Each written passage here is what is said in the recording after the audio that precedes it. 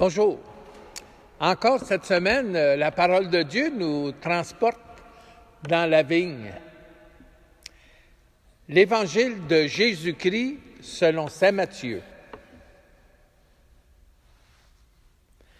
En ce temps-là, Jésus disait aux grands prêtres et aux anciens du peuple, « Écoutez cette parabole. Un homme était propriétaire d'un domaine.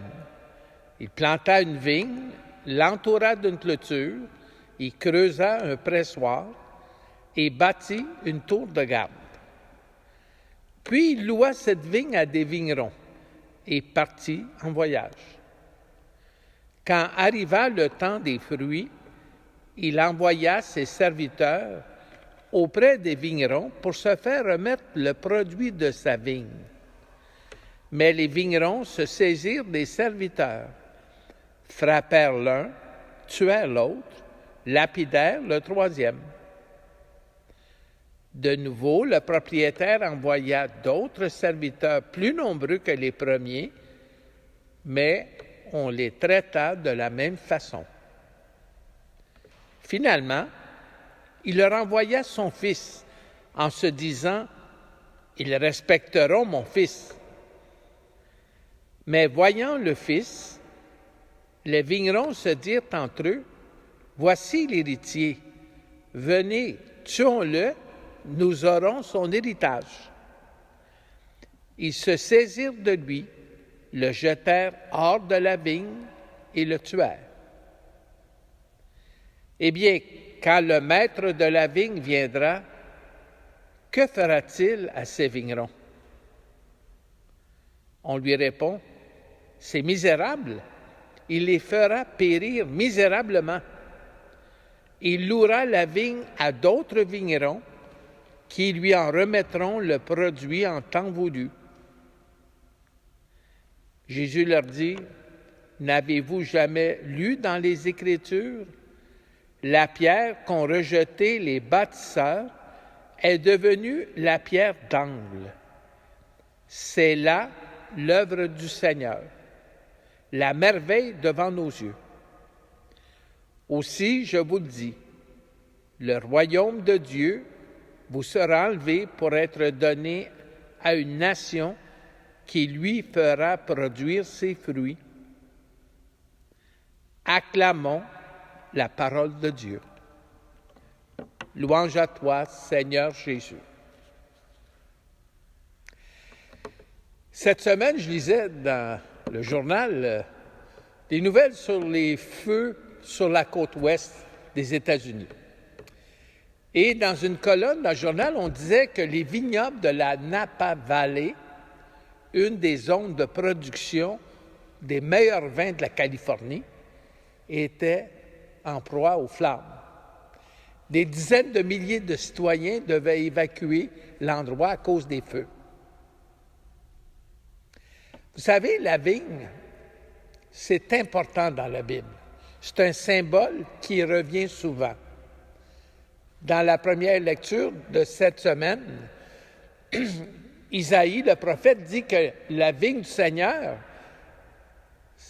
c'est la maison d'Israël, c'est le peuple de Dieu.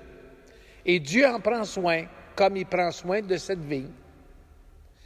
Jésus, dans l'Évangile, aussi, il aime parler de la vigne. Pour lui, la vigne, ça va être le nouveau peuple de Dieu, l'Église. Nous faisons tous partie de la vigne du Seigneur parce que nous sommes tous membres du peuple de Dieu. Et nous sommes tous dans la vigne appelés à donner des fruits. La vigne, comme pour tous les arbres, a un tronc, a une écorce, mais c'est pas ça qui est important. C'est pas ça qui est essentiel. Ça, c'est l'extérieur. Ce qui est essentiel, c'est ce qu'il y a de l'intérieur. Ce qu'on ne voit pas à première vue.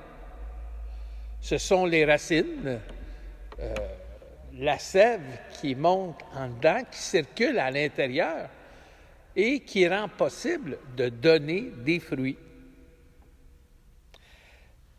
Jésus dit dans une autre partie de l'Évangile, « Je suis la vigne, vous êtes les sarments, vous êtes les rameaux, les branches. Celui qui demeure uni à moi et à qui je suis uni va produire beaucoup de fruits. »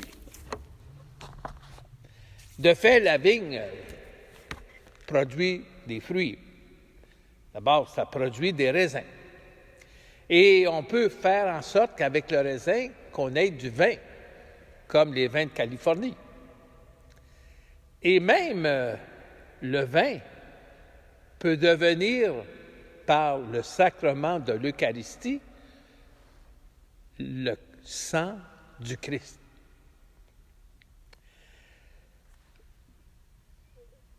Puis comme pour tout fruit, comme pour tout arbre qui produit des fruits, les fruits, ce n'est pas pour se nourrir soi-même, c'est pour que ça serve à l'autre. Et nous aussi, nous sommes invités à devenir nourriture pour les autres. Quels fruits portons-nous?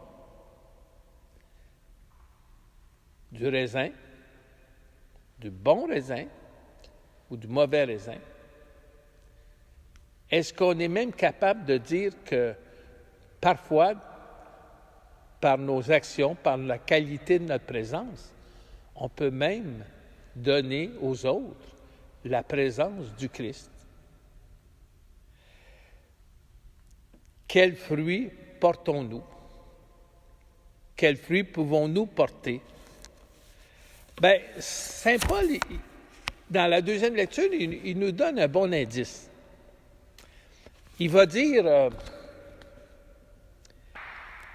mes frères, mes sœurs, tout ce qui est vrai et noble, tout ce qui est juste et pur, tout ce qui est digne d'être aimé et honoré, tout ce qui s'appelle vertu et qui mérite des éloges, tout cela, prenez-le en compte. Ce que vous avez appris et reçu, mettez-le en pratique, et le Dieu de la paix sera avec vous. Amen. Au moment où on donne le prône, vous avez probablement reçu une nouvelle infolette. On sait qu'on est dans le code rouge, et ça veut dire qu'on ne peut pas être plus que 25 personnes à la fois dans l'Église ou dans nos réunions. Bon, pas faire de réunion de plus de 25 personnes, c'est assez facile de s'organiser, mais de ne pas faire de célébration à l'Église les fins de semaine de plus de 25, c'est à peu près impossible, et c'est impossible le dimanche matin.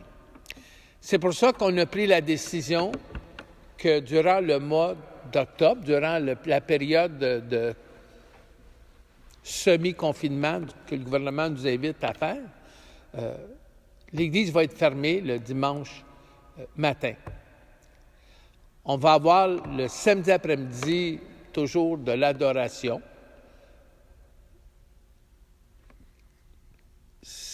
Il y a aussi les messes du lundi au vendredi à 16 heures. Généralement, on ne dépasse pas le 25. J'espère qu'on n'aura pas ce problème-là. En tout cas, on verra ce qu'on fera s'il y a plus que 25 personnes.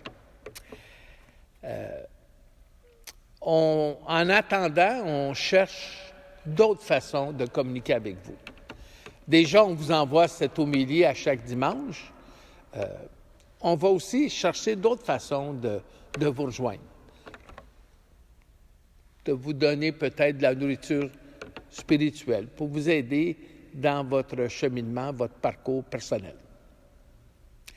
Que Dieu Tout-Puissant vous bénisse, le Père, le Fils et le Saint-Esprit. Amen.